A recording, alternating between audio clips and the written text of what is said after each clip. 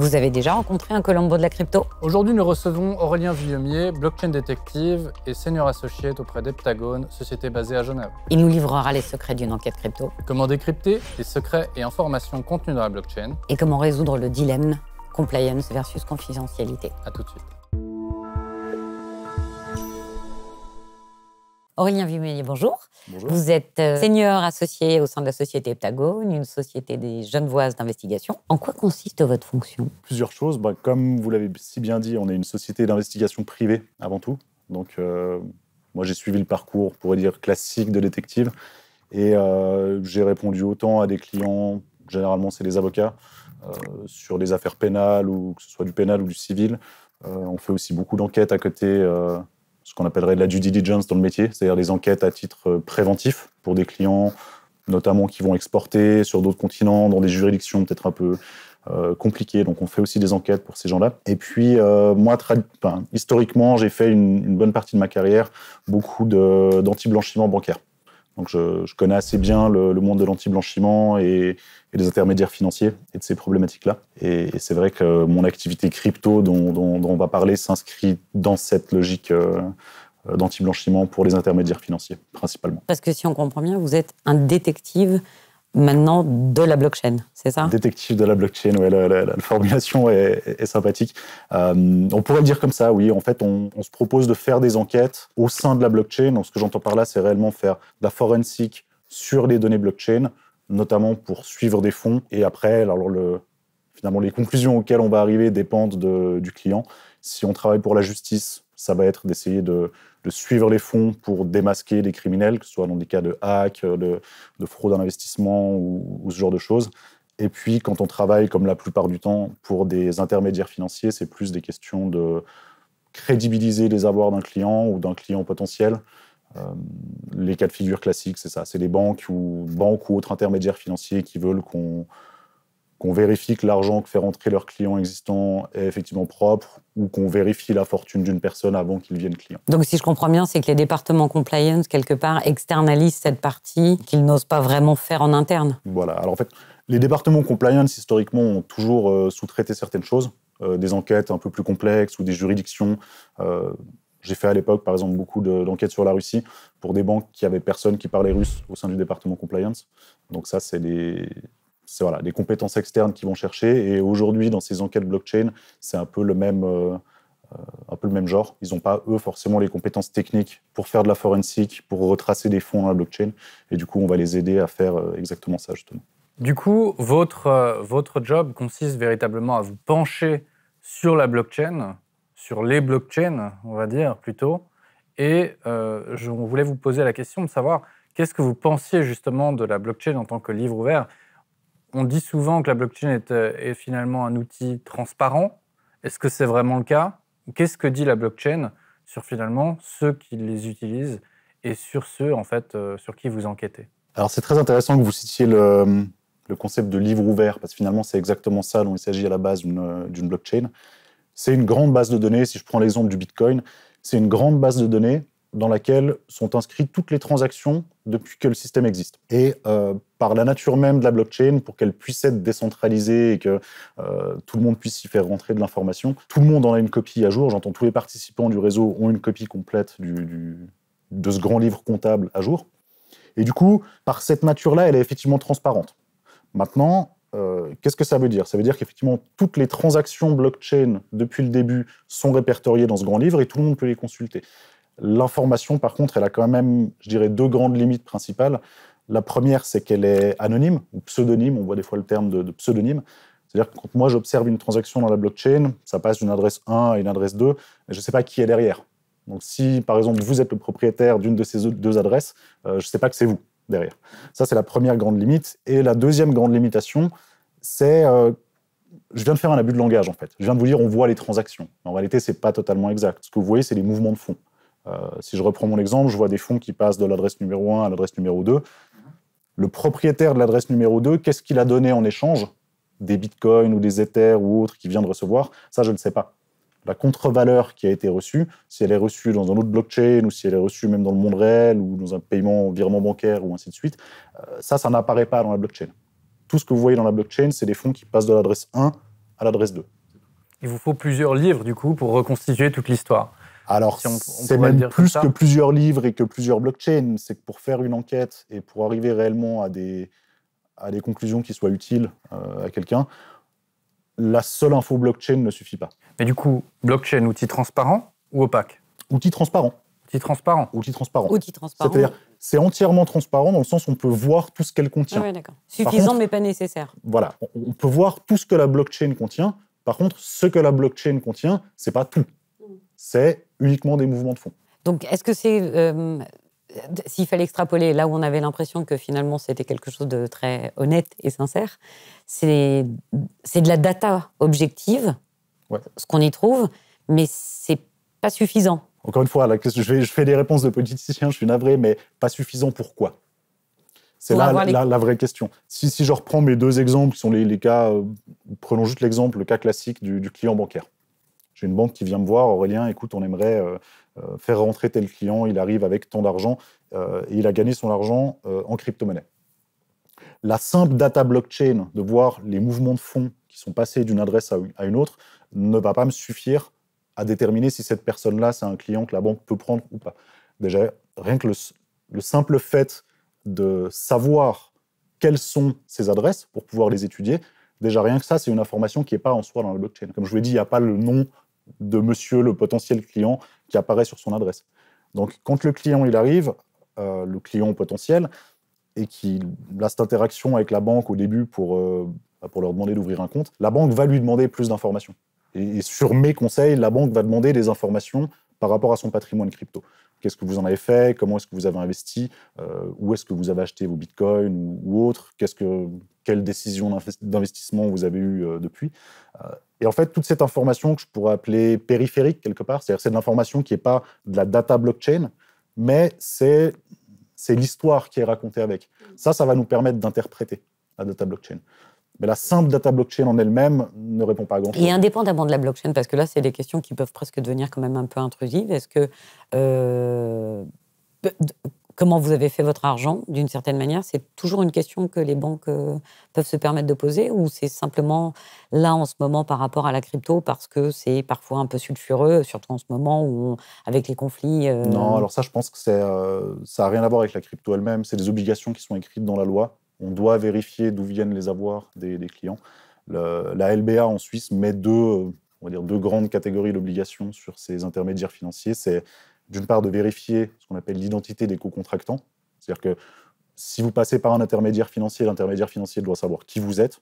Ça paraît un peu enfoncer une porte ouverte, mais voilà, on ne peut pas aller anonymement utiliser des services financiers, bancaires ou autres. Et la deuxième, c'est ce qu'on appelle la vérification de l'arrière-plan économique. C'est en gros, quand moi j'arrive à la banque avec une certaine somme d'argent, je dois pouvoir expliquer à la banque effectivement comment est-ce que j'ai fait cet argent. Et ça, c'est pas une obligation qui est nouvelle avec les cryptos, c'est pas une discrimination. On a juste l'impression qu'elle est un tout petit peu plus poussée aujourd'hui du fait des cryptos. Je ne sais pas si elle est plus poussée ou si on a cette impression parce que peut-être que les intermédiaires financiers sont un petit peu plus nerveux. Ça, c'est peut-être un peu en train de changer. Moi, ça fait maintenant 6-7 ans que je fais des enquêtes pour des banques dans ces cas crypto et je l'ai senti, cette nervosité. Je sens que les banquiers, au début, forcément, il y a toujours la tension, il y a beaucoup d'argent, donc ils ont envie de faire des affaires, c'est normal. Mais on sent qu'ils sont nerveux. Et souvent, un banquier nerveux... j'espère qu'ils ne m'en voudront pas de le dire, mais un banquier nerveux est souvent un peu plus royaliste que le roi. Donc, moi, ça m'est arrivé de voir des dossiers où, pour moi, qui connais la blockchain, ça me paraissait OK. Le client avait l'air sulfureux derrière. Mais le compliance officer ou le banquier voyait quelque chose. Ça peut être un simple mot-clé, mais par exemple, ah ouais, non, mais le client, il a acheté ses bitcoins sur MTGOX, et MTGOX, j'ai vu qu'il y avait eu une faillite, une fraude ou autre, donc c'est un warning. Bon, oui, c'était non. assez extensif, quoi, voilà, on va dire. c'est des questions d'appréciation. Okay, mais c'est vrai qu'il y a eu pas mal d'années, même si ça s'est peut-être un peu calmé depuis, il y a eu quand même pas mal d'années au début de la crypto et au début où elle faisait la jonction avec la finance traditionnelle, c'est-à-dire où les gens arrivaient dans des banques parce qu'ils avaient gagné des fortunes en crypto. L'imaginaire collectif autour de la crypto, et ça affectait aussi les banquiers, c'était surtout, on parlait de Silk Road, on parlait du Darknet, on parlait des crimes, du fait que, comme vous le disiez avant, c'est complètement intraçable, on n'y comprend rien. Donc voilà, une part de danger réel ou une grosse part de danger fantasmé aussi. Mais même si là, la blockchain finalement révèle, donc par rapport à la traçabilité et l'intérêt de la blockchain là-dessus, Pour autant, on ne peut pas la décorréler finalement du monde réel quand même. Donc la blockchain, bien, certes, ok, avec des données sur lesquelles on peut s'appuyer, parce qu'à première vue, on ne fraude pas aujourd'hui la blockchain, où c'est un écosystème qui n'est pas encore hacké trop, mais pour autant, c'est pas suffisant. Alors, c'est pas suffisant pour remplir les obligations que le législateur a mis sur la tête des intermédiaires, sur les épaules des intermédiaires financiers, effectivement. Oui.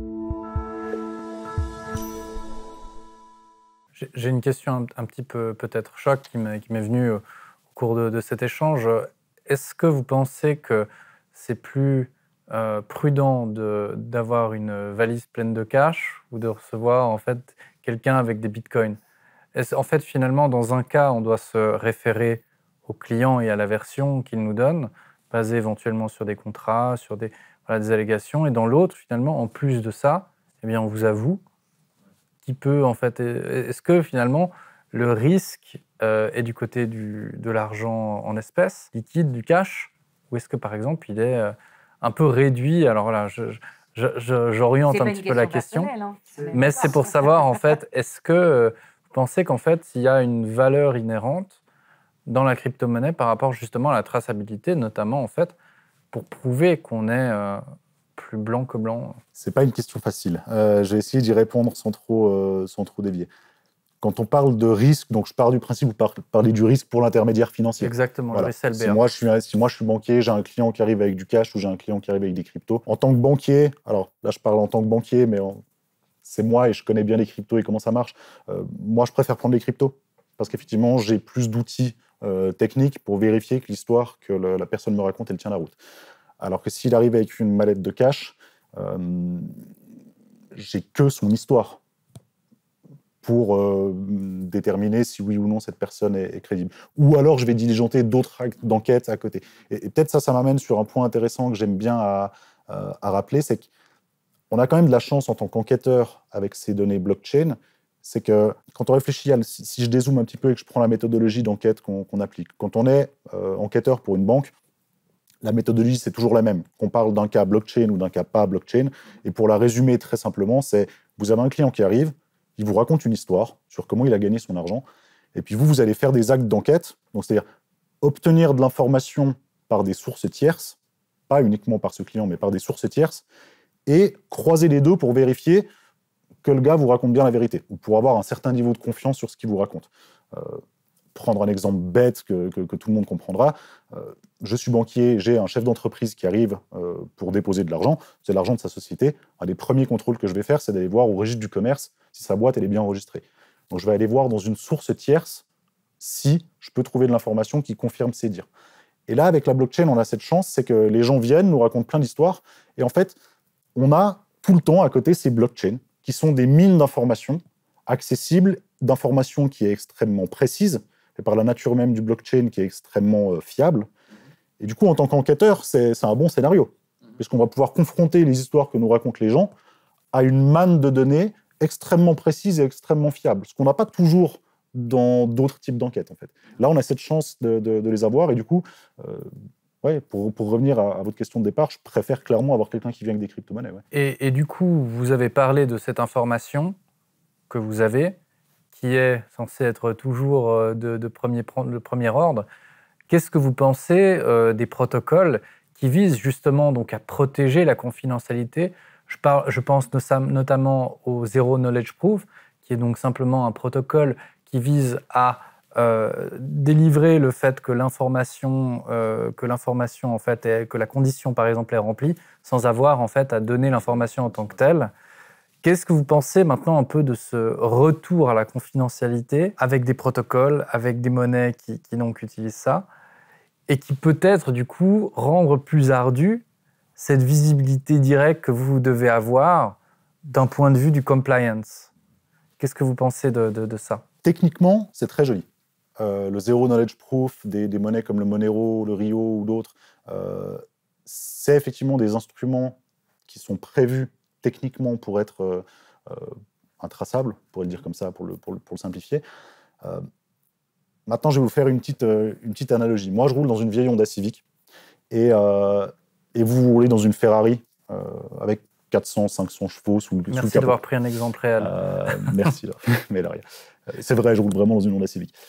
C'est lequel de nous deux qui va le plus vite? Est-ce que c'est la Ferrari ou est-ce que c'est ma Honda Civic? En termes de puissance, probablement la Ferrari, mais ça dépend des conditions de l'écosystème, comme toujours. Voilà. Une technologie, ça n'existe pas dans un vacuum. Et c'est un peu provoquant comme ça. La réponse que j'essayais de vous tirer, c'est on va les deux à la même vitesse. Parce qu'effectivement, moi, ma Honda Civic, elle monte à 140, votre Ferrari, elle monte à 320. Seulement, on roule quand même sur une autoroute, c'est limité à 120. Et donc, du coup, on ira les deux à 120 km/h, en fait. Dans l'exemple, on va éviter l'excès de vitesse dans l'exemple. Sinon, l'analogie ne tient plus. Mais pour revenir aux crypto-monnaies, aux Monero, pour prendre cet exemple-là, c'est génial en Monero. C'est intraçable, effectivement, on ne peut pas voir l'historique, par où il est passé, par quelle adresse il a transacté, et ainsi de suite. Vous achetez quoi avec un Monero? Vous n'achetez pas grand-chose avec un Monero, en fait. Avec un Monero, vous pouvez acheter du franc suisse. Ou d'autres cryptos, à la limite. Et donc, en fait, tous ces outils-là, toutes ces nouvelles cryptos qui sont prévues pour renforcer la confidentialité, finalement, ne vont, à mon sens, pas apporter grand-chose. C'est-à-dire, tant que vous restez dans la bulle fermée de la crypto avec votre Monero, c'est très bien, vous serez totalement confidentiel. Par contre, à l'instar de la Ferrari, la vitesse à laquelle vous roulez en Ferrari, elle ne dépend pas de la puissance de votre moteur, elle dépend de la limitation de vitesse. Et en fait, la confidentialité que vous allez avoir avec le Monero ne dépend pas des bases techniques qui permettent une confidentialité, mais ça dépend du fait que le jour où votre Monero, vous voulez échanger contre des francs suisses, vous allez aller chez un intermédiaire financier, que cet intermédiaire financier doit vérifier l'identité du co-contractant et qui doit vérifier votre arrière-plan économique. Et donc, à ce moment-là, soit vous lui donnez l'information, vous ne montrez pas de blanche, mais à ce moment-là, vous perdez tout l'intérêt d'avoir une monnaie qui est intrinsèquement anonyme, de la même manière que vous perdez tout l'intérêt d'avoir une Ferrari qui va à 320. Soit vous dites, non, moi je veux garder ma confidentialité. Très bien, vous gardez vos confidentialités, puis vous gardez vos Monero. Donc le dilemme, en fait, entre compliance et confidentialité est résolu par le fait que la confidentialité et que c'est la compliance qui gagne. C'est la compliance qui gagne. Parce qu'en fait, la confidentialité, c'est très beau comme concept, je ne suis pas contre. Mais dans un vase clos, c'est un concept, en fait. C'est une idée, c'est un désir de la part de certaines personnes, mais ce n'est pas une loi. Alors que par contre, la compliance, elle est fondée sur des lois. Et la loi contre le blanchiment d'argent, on ne peut pas y couper quand on est intermédiaire financier. Même si on aimerait bien plus de confidentialité, c'est comme ça, il y a la loi et il faut s'y tenir. De la même manière qu'on aimerait bien rouler à 300 km/h, mais c'est 120, pas de chance. Ça dépend des pays. Ça dépend des pays. Ça dépend des pays. Comment on devient détective de la blockchain? Parce que il y a un côté, alors pas sulfureux, c'est pas le terme, mais c'est assez attractif. C'est tout un imaginaire qu'on met derrière le métier. Est-ce qu'il y a une formation particulière? Est-ce qu'il faut des compétences particulières? Est-ce que vous suivez un programme particulier? Enfin, qu'est-ce que c'est derrière tout ça? Être détective de la blockchain? Peut-être déjà, il faut commencer l'histoire sur comment on devient détective, où là, ça se fait, en ce qui me concerne, un peu par hasard. À un moment où je sors des études et je postule à droite à gauche et je tombe dans une première boîte de détective à l'époque, en 2012. C'est un métier qu'on apprend sur le tas. C'est un métier qui est surtout qui convient peut-être bien aux gens comme moi qui sont curieux et qui aiment bien résoudre un puzzle. Voilà. Donc non, il n'y a pas de compétences préalables à avoir. Faut avoir la tête bien faite, savoir réfléchir, être curieux et aimer gratter. Et puis après, comment est-ce qu'on devient détective de la blockchain? Là, une fois encore, par un concours de circonstances qui fait que je fais un master en emploi il y a quelques années à l'ILCE à Neuchâtel, donc l'Institut de lutte contre la criminalité économique, qui est un institut qui dépend de la HEG de Neuchâtel. Et je fais mon travail de master sur comment est-ce qu'on blanchit les bitcoins à une époque où ils vaut encore $400, où on parle beaucoup de Silk Road à l'époque. Et puis après, ça reste dans un tiroir pendant un petit moment. Et un jour, je suis contacté par un ami qui travaillait dans une banque à Genève. Et c'est au moment où il y a cette vague des early adopters qui arrivent à Genève. La plupart sont étrangers, c'est assez peu de Suisses. Mais voilà, on a toutes ces fortunes qui se sont créées sur la blockchain. Des gens qui ont acheté pour 2000, tout d'un coup ça vaut 15 millions. Et puis ils veulent venir ouvrir un compte dans une banque privée à Genève. Et la banque privée, par l'intermédiaire de cet ami que j'avais là-bas, apprend que Aurélien, il a fait un travail de master là-dessus et que peut-être finalement, des espoirs de cause, n'ayant personne d'autre vers qui se tourner, on va se tourner vers lui, puis peut-être qu'il pourra nous aider à faire quelque chose. De mémoire, il a fait une thèse, quelque chose comme ça. Et puis voilà, qu'après, forcément, une chose en entraînant une autre. Je pense que quelque chose qui a bien marché dès le début, c'est le fait qu'on est arrivé, comme je disais avant, on parlait de méthodologie. On est arrivé en leur disant, écoutez, nous, on comprend la crypto, on comprend la blockchain, on sait comment ça marche, mais vous inquiétez pas, en termes de méthodologie d'enquête, on va faire exactement ce à quoi vous êtes habitués. C'est-à-dire qu'on va faire des rapports d'enquête, on va confronter l'histoire du client à ce que nous, on peut voir de manière indépendante, et puis vous écrire un rapport. En fait, on ne réinvente pas la roue. On ne réinvente pas la roue, on l'adapte. Sauf que c'est une technologie voilà. qu'on intègre. La méthodologie d'enquête n'a pas changé. Ouais, c'est juste la matière de base qu'on étudie qui a changé. Et donc, on se forme sur le terrain, en fait. Et on se forme une sur le terrain, méthodologie, d'accord. Maintenant, il y a des formations, notamment celles que je donne. Et je vous offre une formation, voilà. c'est là où Alors, c'est principalement pour des policiers du secteur public, ministère public, avocats, juges, ce genre de profil. Il y a un véritable intérêt, du coup, en fait, aussi, j'imagine, de l'autorité aussi à comprendre. Il y a un intérêt de leur part, oui. Parce qu'en fait, le propos de votre enquête, ça se rapproche quelque part d'une enquête policière, c'est ça? À quelques nuances, vous n'avez pas les mêmes pouvoirs, vous n'avez pas les mêmes droits, enfin, ce genre de choses, entendons-nous. Hein.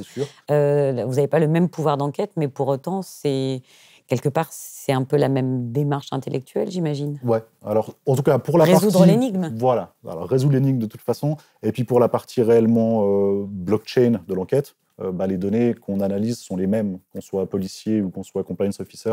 On s'attache aux mêmes données blockchain. Et là, pour le coup, le fait de la transparence et de l'accessibilité au plus grand nombre fait qu'on n'a plus besoin de cette prérogative et ce pouvoir d'enquête dont dispose seulement Alors, la police. on en aura besoin quand même. On parlait avant d'informations périphériques. Donc, c'est ces infos qui nous permettent de lire la data blockchain. Mais au niveau de la blockchain pure, là, pour le coup... Blockchain pure, c'est pareil, ouais. Quel est votre mandat type? Alors, vous avez parlé de cet exemple avec les banques. Est-ce que vous avez un type de client? Qui est-ce qui vient, en fait, vous demander ce qui se passe sur la blockchain? Alors, on a parlé un peu des autorités. Alors, les autorités, c'est surtout pour de la formation. Le gros de la clientèle, c'est de l'intermédiaire financier, et je pourrais dire même plus spécifiquement, c'est très très souvent de la banque privée, un peu moins de la banque retail, voire même beaucoup moins de la banque retail. Le cas de figure, on va dire 8 enquêtes sur 10 que je fais, c'est une banque privée ou une autre à Genève qui reçoit une grosse fortune de la crypto et veut s'assurer que l'argent de cette personne est propre et qu'elle peut l'accepter. Okay. Donc ça fait partie des critères, en fait, parce que alors, sans révéler tous les secrets de vos enquêtes et la manière dont vous fonctionnez, mais quels sont, on va dire, les critères un peu incontournables, mais ce sur quoi, de toute façon, vous dites oui, non, oui, non, oui, non. J'imagine qu'il y a quand même des critères clés où... En fait, je pourrais vous répondre de manière un peu provocante, mais dire il n'y en a qu'un seul de critère, c'est qu'on veut que l'argent soit propre. Donc, le client, il arrive, il raconte une histoire, et puis généralement, il vous raconte pas une histoire criminelle, en fait. Donc, il va de toute façon vous raconter une histoire qui rend possible pour la banque de prendre l'argent.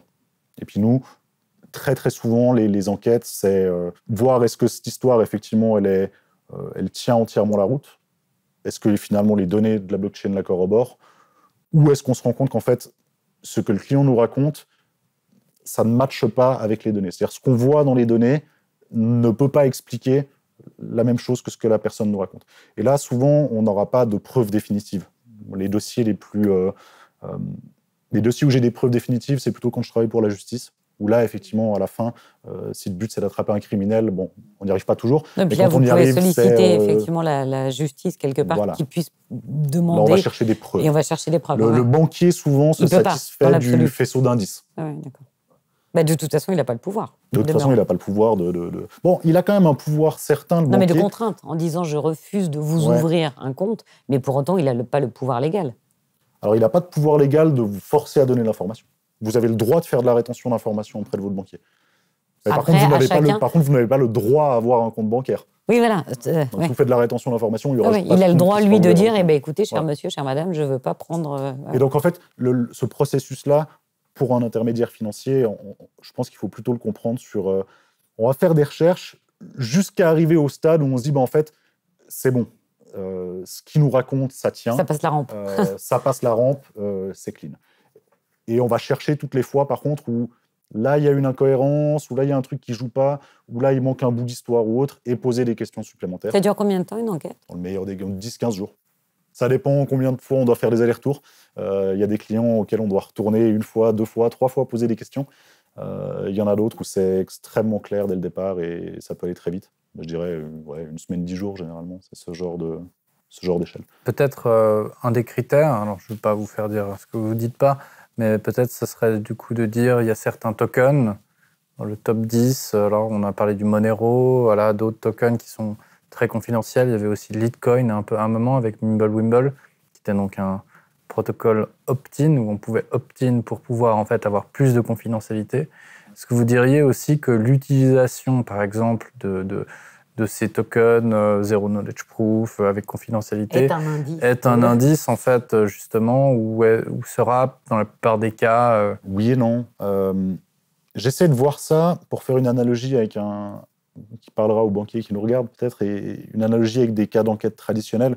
C'est vous êtes banquier, vous avez un client qui arrive et il a des sociétés offshore au Panama. Est-ce que c'est illégal en soi? Non. Est-ce que ça en fait un criminel? Non. Parce qu'il y a plein de raisons qui peuvent expliquer qu'un client ait une panaméenne finalement. Maintenant, tout va dépendre de la manière dont c'est amené et de la manière dont vous le découvrez. Si moi j'ai un client par exemple qui fait, je me mets toujours à la place du banquier, mon client il a une société de trading, il fait affaire dans le monde entier, il a des cabinets d'avocats partout, il a une holding structurée de manière très complexe et ainsi de suite. Bon, si lui me dit qu'il a des panaméennes et puis qu'il me fournit les informations dont j'ai besoin dessus pour mon processus compliance, ça va pas être un red flag. Si par contre maintenant mon client c'est un entrepreneur en Suisse qui a une PME dans le canton de Vaud et qui vend des biens et des services uniquement locaux avec des employés locaux et qui achète et des fournisseurs locaux, si tout d'un coup je vois qu'il a 18 panaméennes, je vais me dire mais pourquoi? Parce que là, la panaméenne dans ce cadre-là, ça va être le signe d'un patrimoine structuré de manière extrêmement complexe et on ne comprend pas vraiment pourquoi ce patrimoine il est structuré de telle manière avec l'activité économique de la personne, en tout cas l'activité économique qui nous explique. Là, c'est le moment où on est au-delà de l'optimisation et on commence à être un peu... Donc je vous fais un peu une réponse d'avocat ou de juriste, mais voilà, ça dépend des cas. De la même manière, la question, elle s'est posée à l'époque, pour revenir à la crypto, premier cadre dans lequel elle se posait avant même qu'on parle de Monero et tout ça, c'est les mixeurs. Vous avez un client qui a utilisé un mixeur pour mixer ses bitcoins. Ça, c'est un peu l'équivalent de la panaméenne, en fait. C'est pas forcément un no-go en termes de compliance. On veut juste comprendre pourquoi. Voilà. Alors, on veut comprendre pourquoi. Et puis, surtout, on veut, vu que c'est les outils qui sont prévus pour couper la traçabilité et l'historique des coins... Aurélien, dernière petite question. Plutôt Colombo ou plutôt Sherlock Holmes? Bonne question. Alors, j'aurais pas la prétention de m'appeler Sherlock. Il a le cerveau qui va beaucoup trop vite. J'aime bien Colombo. J'aime bien ce côté opiniâtre et... peut-être râleur aussi un peu. C'est vrai que je suis dans cette blockchain et dans ces histoires de blockchain depuis beaucoup d'années. Maintenant, je connais assez bien le sujet et pourtant, j'ai l'impression qu'il y a des gens encore qui s'en étonnent quand ils apprennent que je ne suis pas pro-crypto. Ça ne veut pas dire que je suis anti non plus, mais j'essaie quand même toujours de regarder ça avec un œil le plus critique possible, en disant, voilà, c'est une technologie. La technologie en elle-même, elle est magnifique, mais elle me passionne. Ce n'est pas pour rien que je suis là-dedans. Seulement... une technologie, c'est pas juste une technologie dans un vacuum, c'est ses usages. Et sur les usages de la blockchain, les usages des crypto-monnaies aujourd'hui, je pense qu'il y aurait beaucoup de choses à dire, mais ça ferait certainement le cas d'un autre interview entier, tellement il y aurait de choses à dire.